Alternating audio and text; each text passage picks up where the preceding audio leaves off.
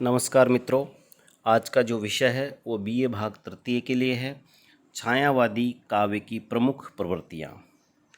BA भाग third का जो प्रथम प्रश्न पत्र है उसमें छायावाद के ऊपर एक बहुत अच्छा प्रश्न बनता है और लगभग हमेशा प्रश्न ये इस प्रकार का है कि हर वर्ष इसको लगभग पूछा जाता है।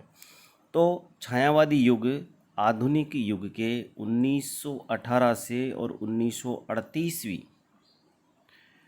तक का जो समय है इसको छायावाद के नाम से जाना जाता है। आधुनिक कविता के इतिहास में छायावाद एक ऐसा नाम है जो अनेक आरोपों और प्रत्यारोपों की प्रहारक भाषा की चोट सहकर भी अपनी निजता को सुरक्षित रख सका है। सामान्यतः इसे दो महायुद्धों के मध्य प्रवाहित कविता की सर्वाधिक चेतन और कलात्मक धारा का काव्य कहा जाता है।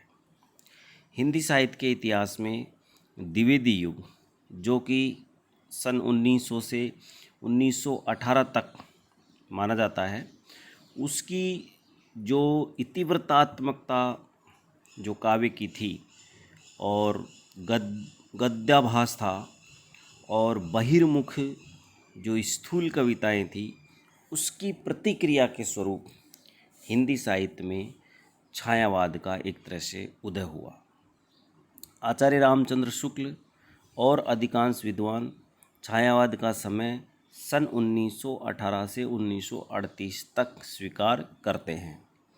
सन 1916 में निराला की जूही की कली, पंत का पल्लव और 1918 में जयशंकर प्रसाद का झरना, ये जो रचनाएं आई हैं लगभग वहाँ से हिंदी साहित्य के इतिहास में छायावाद का एक तरह से छायावाद का प्रारंभ माना जाता है। नंद दुलारे वाजपेयी ने जो 1918 में झरना कविता थी, इससे छायावाद की शुरुआत मानी है और उन्होंने इस झरना को ही छायावाद का एक तरह से प्रयोगशाला कहा है। हमें देखना यह है कि छायावाद कब शुरू हुआ और कब ख़त्म हुआ, ये कोई बहुत ज़्यादा समस्या नहीं है या इस पर विद्वानों को बहुत ज़्यादा आपत्ति नहीं है।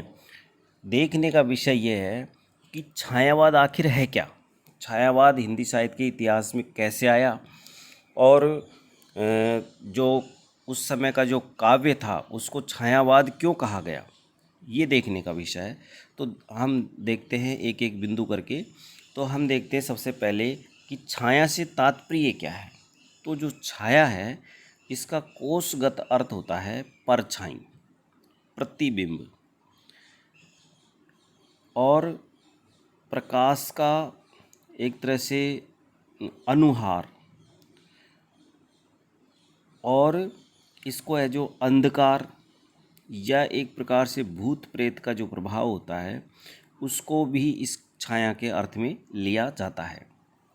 किंतु यहाँ पर ये वाद है, तो वाद का अर्थ होता है तर्क या शास्त्रार्थ। तो छायावाद से तात्पर्य क्या हुआ, हिंदी साहित्य के इतिहास में छायावाद उस काव्य धारा का नाम है जिसने 20वीं शताब्दी के प्रथम दशक के उत्तरार्ध में अवतरित होकर के मानव मन में उपजने वाली सौंदर्यता, भावात्मकता, चित्रात्मकता की सुकोमल आभा से दीप्त जीवनानुभूति को अभिव्यक्ति का आशीर्वाद दिया। काव्य के क्षेत्र में या काव्यधारा की चेतना में देश के सांस्कृतिक संस्कारों का परिष्कार और व्यक्ति मानस के प्रेम, श्रृंगार, सौंदर्य और कल्पनाओं का इसमें परिमार्जन हुआ। इसी को हिंदी साहित्य के इतिहास में छायावाद के नाम से जाना जाता है। देखिए मित्रों, छायावाद को लेकर के हिंदी साहित्य के बहुत सारे विद्वानों ने एक तरह से अपने अपने मत दिए हैं, परिभाषाएं दी हैं या परिभाषित करने का प्रयास किया है। किंतु उनमें से कुछ प्रमुख जो विद्वान हैं उनकी परिभाषाएं हमें देखनी होंगी। तो सर्वप्रथम हम आचार्य रामचंद्र शुक्ल की बात करें तो उन्होंने कहा है कि छायावाद शब्द का प्रयोग दो अर्थों में समझना चाहिए। एक तो रहस्यवाद के अर्थ में, जहाँ उसका संबंध काव्य वस्तु से होता है। दूसरा प्रयोग काव्य शैली एवं पद्धति विशेष के व्यापक अर्थ में। तो छायावाद का सामान्यतः अर्थ हुआ प्रस्तुत के स्थान पर उसकी व्यंजना करने वाली छाया के रूप में अप्रस्तुत का कथन। ये परिभाषा आचार्य रामचंद्र शुक्ल ने दी है। दूसरा जो छायावादी प्रमुख जो कवि हैं जयशंकर प्रसाद, उन्होंने भी इसको परिभाषित करने का प्रयास किया है और वो कहते हैं कि जब वेदना के आधार पर स्वानुभूतिमयी अभिव्यक्ति होने लगी, तब हिंदी में उसे छायावाद के नाम से अभिहित किया गया। एक दूसरी जगह और कहा है कि मोती के भीतर छाया जैसी तरलता होती है, वैसी ही कांति की तरलता अंग में लावण्य कही जाती है। छाया भारतीय दृष्टि से अनुभूति व अभिव्यक्ति की भंगिमा पर निर्भर करती है। पंत जी का भी मत है छायावाद को लेकर के। तो पंत जी कहते हैं कि पंत ने सौंदर्य की छाया को छायावाद माना। प्राकृतिक चित्रणों में कवि की अपनी भावनाओं में प्राकृतिक सौंदर्य की छाया ही छायावाद है। अब महादेवी वर्मा का भी मत देखना होगा। महादेवी वर्मा कहती है कि मनुष्य का हृदय अपनी अभिव्यक्ति के लिए रो उठा। स्वच्छंद छंद में चित्रित उन मानव अनुभूतियों का नाम छाया उपयुक्त ही था। छायावाद तत्वतः प्रकृति के जीवन का उद्गीत है, अतः कल्पनाएं बहुरंगी और विविध रूपी हैं। तो इस प्रकार छायावाद के ऊपर महादेवी वर्मा कहती हैं। और डॉक्टर रामकुमार वर्मा की भी परिभाषा हम देख लेते हैं। रामकुमार वर्मा ने कहा है कि परमात्मा की छाया आत्मा में और आत्मा की छाया परमात्मा में पड़ने लगती है, तभी छायावाद की सृष्टि होती है। अब देखना यह है कि ये तो बहुत सारी परिभाषाएं हैं, अलग अलग विद्वानों ने अपने हिसाब से जो कहा है। शांति प्रिय द्विवेदी कहते हैं कि छायावाद एक दार्शनिक अनुभूति है। और नगेंद्र की परिभाषा देखना अनिवार्य है। डॉक्टर नगेंद्र के अनुसार छायावाद स्थूल के प्रति सूक्ष्म का विद्रोह है, जिसको अधिकतर लोगों ने स्वीकार किया है। यह एक विशेष प्रकार की भाव पद्धति है और जीवन के प्रति एक विशेष प्रकार का भावात्मक दृष्टिकोण है। अतः इस प्रकार छायावाद की बहुत सारे विद्वानों ने ये परिभाषाएं दी है। किंतु हम यदि अपने शब्दों में कहें तो क्या है कि हिंदी साहित्य के इतिहास में छायावाद एक रहस्यवाद का नाम है, एक शैली विशेष है, मानव जीवन का उसमें प्रतिबिंब देखा जा सकता है। ये दार्शनिक अनुभूति है, एक भावात्मक दृष्टिकोण है, आध्यात्मिक सौंदर्य है, इसमें प्रेम का चित्रण किया गया है, गीति तत्व की प्रमुखता है और छायावाद स्थूल के प्रति सूक्ष्म का विद्रोह है। तो इस प्रकार छायावाद से कुछ एक बिंदु हमने इसको देखे। देखिए मित्रों, छायावाद में जो छायावाद के प्रमुख आधार स्तंभ कवि हैं, उसमें जयशंकर प्रसाद, सूर्यकांत त्रिपाठी निराला, सुमित्रानंदन पंत, महादेवी वर्मा, ये चार जो कवि हैं ये छायावाद के प्रमुख आधार स्तंभ कवि हैं। अब इनकी कौन कौन सी रचनाएं हैं जो बहुत प्रमुख है, ये हम अलग से देखेंगे। अभी हमें देखना यह है कि इन कवियों की जो रचनाएं थी, जो छायावादी काव्य था, उसकी क्या प्रमुख प्रवृत्तियां हैं और क्या उसकी प्रमुख विशेषताएं हैं। विशेषता कहो या प्रवृत्ति कहो, एक ही बात है। छायावादी काव्य की जो सबसे प्रमुख विशेषता है वो है व्यक्तिवाद की प्रधानता। इसको वैयक्तिकता भी कहते हैं। छायावादी काव्य ने निर्वैयक्तिकता का जो आवरण था उसको हटा दिया या उतार के फेंक दिया। वह निजी ढंग से बात करता है, पाठक का आत्मीय बन करके। वह साहसपूर्वक काव्य में व्यक्तिगत अनुभूतियों को अनुभूत करके और अपने काव्य में उसको प्रस्तुत करता है। इस कविता में मैं मेरा उसी प्रकार सुनाई पड़ता है जिस प्रकार भक्ति काल में एक तरह से भक्ति की बातें सुनाई पड़ती है। निराला ने लिखा है, मैंने मैं शैली अपनाई देखा मुझे, तो मैंने मैं शैली अपनाई देखा एक दुखी निज भाई।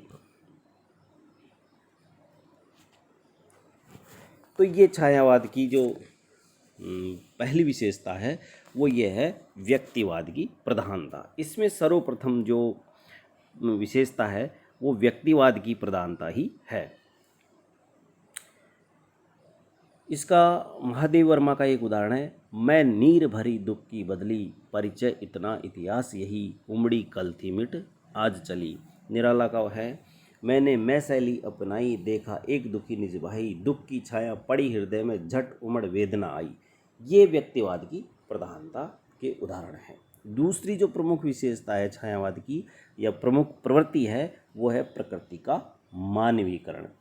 प्रकृति को क्या है कि ज़्यादातर कवियों ने प्रकृति को स्वच्छंद रूप में देखा है और मनुष्य प्रकृति की और मानव निर्मित व्यवस्था से असंतुष्ट होकर भी पराधीनता का बोझ, असंतोष और क्षोभ उत्पन्न करता है। पराधीनता का बोध स्वाधीनता की कामना से जुड़ा है और देश प्रेम से भी जुड़ा हुआ है। देश प्रेम वस्तुतः देश की प्रकृति, भाषा, संस्कृति सबसे प्रेम करने का नाम है। अब छायावाद के जो प्रकृति प्रेम के पीछे जो कारण थे वो प्रकृति चित्रण खड़ी बोली कविता में एक तरह से इन्होंने किए हैं। छायावादी कवियों ने प्रकृति का आलम्बन चित्रण भी किया है और उसे एक तरह से उसका मानवीकरण भी यहाँ पर किया है। अब देखिए इन्होंने प्रकृति में भी मतलब एक तरह से मानव को स्थापित कर दिया।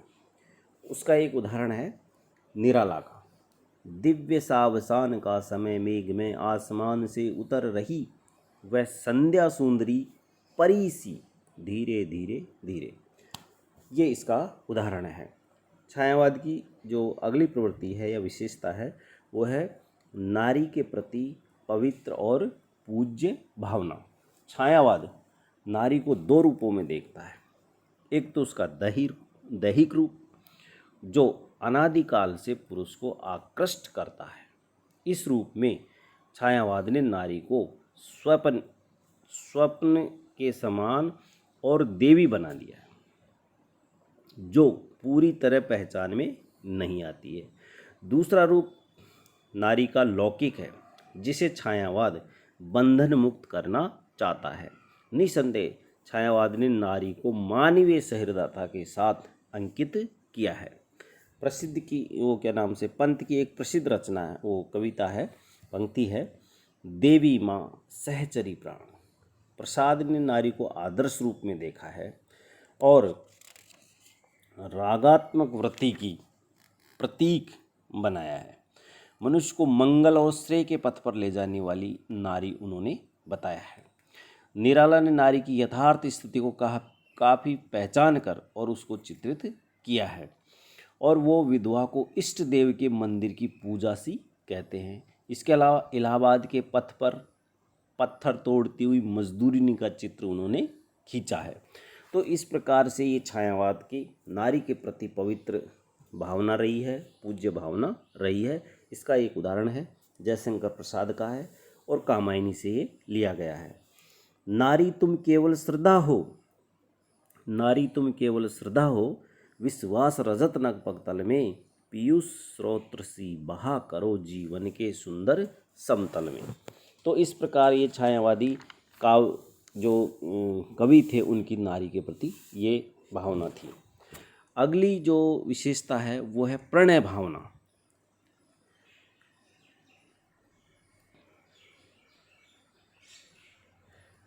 प्रणय भावना, प्रणय भावना में छायावादी कवियों ने इसको एक पवित्र और एक तरह से सम्मान की दृष्टि से देखा है। और प्रणय यहाँ पर वो है जो प्रकृति से प्रेम करते हैं और प्रकृति से जो प्रेम है वो नारी से भी अधिक है। यानी कि उन्होंने एक तरह से नारी को यहाँ पर थोड़ा सा पीछे छोड़ करके और प्रकृति को अधिक महत्व दिया है। इसका उदाहरण हम देख सकते हैं, पंत जी की एक कविता है, छोड़ द्रुमों की मृदु छाया, तोड़ प्रकृति से भी माया, बाले तेरे बाल जाल में कैसे उलझा दूं लोचन, भूल अभी से इस जग को। तो इस प्रकार यहाँ पर क्या है, इन्होंने प्रकृति को एक तरह से नारी से भी श्रेष्ठ माना है, उसको अधिक महत्व दिया है। सौंदर्य भावना छायावादी काव्यधारा की एक और प्रमुख विशेषता है, वो है सौंदर्य भावना। इन्होंने सौंदर्य को बहुत अधिक एक तरह से महत्व दिया है। हालांकि रीतिकाल जैसा सौंदर्य इनका नहीं रहा है, लेकिन यहाँ पर जो सौंदर्य भावना थी इनकी, वो एक तरह से निश्चल और पवित्र भावना इनकी रही है। और वो सौंदर्य भावना भले ही प्रकृति के प्रति रही हो, चाहे नारी के प्रति रही हो, भले ही मनुष्य समाज के प्रति रही हो, लेकिन इनकी जो सौंदर्य भावना थी वो काफ़ी अच्छी थी। जयशंकर प्रसाद का एक उदाहरण है, नील परिधान बीच सुकुमार खुल रहा मृदुल अध खुला अंग, खिला हो ज्यों बिजली का फूल मेघ बन बीच गुलाबी रंग। छायावाद की एक जो बहुत ही एक तरह से प्रमुख विशेषता है, वो है कल्पना की विवृत्ति और भावातिरेक। यानी कि छायावादी कवियों की जो कल्पना की उड़ान थी वो बहुत ऊंची थी। ये कल्पना में एक तरह से खोए रहते थे, और कल्पना इनकी काफ़ी उच्च स्तर की कल्पना रही है छायावाद के अंतर्गत। जैसे प्रसाद का ही उदाहरण है, कामायनी का है, हिमगिरी के उतुंग शिखर पर बैठ शिला की शीतल छां, एक पुरुष भीगे नैनों से देख रहा था प्रलय पर्व। ये इनका और भी बहुत सारे उदाहरण हैं कल्पना के। कहने का अर्थ ये है कि छायावादी कवियों की जो कल्पना थी, उसकी उड़ान थी, वो काफ़ी उच्च स्तर की थी। रहस्यवाद छायावाद की एक प्रमुख विशेषता है, रहस्यवाद। इन्होंने जो छायावादी कवि हैं, इन्होंने रहस्यवाद को एक तरह से बढ़ावा दिया है और अपने काव्य में इसका बहुत अधिक प्रयोग किया है। हे अनंत रमणीय कौन तुम, ये मैं कैसे कह सकता, कैसे हो क्या हो इसका तो भार विचार न सह सकता। कामायनी में जयशंकर प्रसाद कहते हैं। पंत ने भी अपने काव्य में रहस्यवादी कविताओं की रचना की। न जाने नक्षत्रों से कौन, निमंत्रण देता मुझको मौन। प्रसाद भी एक दूसरी जगह लिखते हैं, ले चल मुझे भुलावा देकर मेरे नाविक धीरे धीरे। बहुत सारा इनके काव्य में रहस्यवादी कविताएं देखने को मिलती हैं। अवसाद, नैराश्य, वेदना और करुणा का स्वर छायावादी काव्यधारा में देखने को मिलता है। इनके काव्य में अवसाद भी देखने को मिलता है, निराशा देखने को मिलती है, वेदना देखने को मिलती है और करुणा भी देखने को मिलती है। महादेवी वर्मा का जो काव्य है, उसमें वेदना और करुणा के स्वर हैं। जयशंकर प्रसाद की कामायनी में अवसाद और नैराश्य भी देखने को मिलता है। पंत के काव्य में भी अवसाद और नैराश्य देखने को मिलता है। पंत ने एक जगह पे लिखा है, वियोगी होगा पहला कवि, आह से उपजा होगा गान, उमड़कर आंखों से चुपचाप बही होगी कविता अनजान। महादेवी वर्मा ने अपने काव्य में एक स्थान पर लिखा है, विस्तृत नभ का कोई कोना, विस्तृत नभ का कोई कोना, मेरा न कभी अपना होना, परिचय इतना इतिहास यही, उमड़ी कल थी मिट आज चली।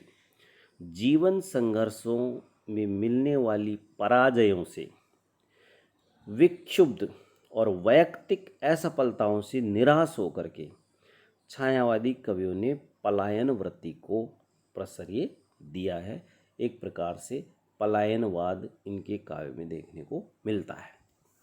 अगली इनकी जो प्रमुख विशेषता है वो है इतिहास से प्रेम। और इतिहास से प्रेम रखते हुए भी इनकी दृष्टि थी वो कैसी थी, आशावादी दृष्टिकोण इन्होंने अपनाया है। कामायनी में प्रसाद एक जगह पर लिखते हैं कि तप नहीं केवल जीवन सत्य, करुण ये क्षणिक दीन अवसाद, तरल आकांक्षा से भरा है सो रहा आशा का आह्लाद। राष्ट्रीय भावना छायावादी काव्यधारा में राष्ट्रीय भावना प्रचुर मात्रा में देखने को मिलती है, जहाँ ये मानवतावाद की स्थापना करते हैं, सबको साथ लेकर चलने की बात करते हैं, सबको देश के प्रति समर्पित होने की सीख देते हैं, सबको देश से प्रेम करने की भावना ये अपने काव्य में जागृत करते हैं। प्रसाद का जो नाटक है उसमें हमने ये देखा है, उसका एक उदाहरण है, अरुण ये मधुमेह देश हमारा, अरुण ये मधुमेह देश हमारा, जहाँ पहुँच अनजान क्षितिज को मिलता एक सहारा, अरुण ये मधुमेह देश हमारा। राष्ट्र प्रेम इनके काव्य में देखने को मिलता है। प्रसाद की कामायनी में भी प्रसाद सबको एक तरह से समन्वय के साथ एक दूसरे के साथ हंसते खेलते जीवन जीने की सीख देते हैं। और वो कहते हैं, औरों को हंसते देखो मनु, हंसो और सुख पाओ, अपने सुख को विस्तृत कर लो, सबको सुखी बनाओ। जहाँ ये मानवतावाद की बात करते हैं वहाँ ये समन्वयता की भी बात करते हैं। ये युग का प्रभाव है कि प्रसाद, पंत, निराला, महादेवी इन्होंने समन्वय स्थापित करने की कोशिश की है। और कामायनी में एक जगह पर प्रसाद ने लिखा है कि ज्ञान दूर कुछ क्रिया भिन्न, इच्छा पूरी क्यों मन की, एक दूसरे से मिल ना सके, ये विडंबना है जीवन की। तो इस प्रकार ये कुछ इनकी भावगत जो प्रवृत्तियाँ हैं छायावाद की, ये इनके काव्य में देखने को मिलती है।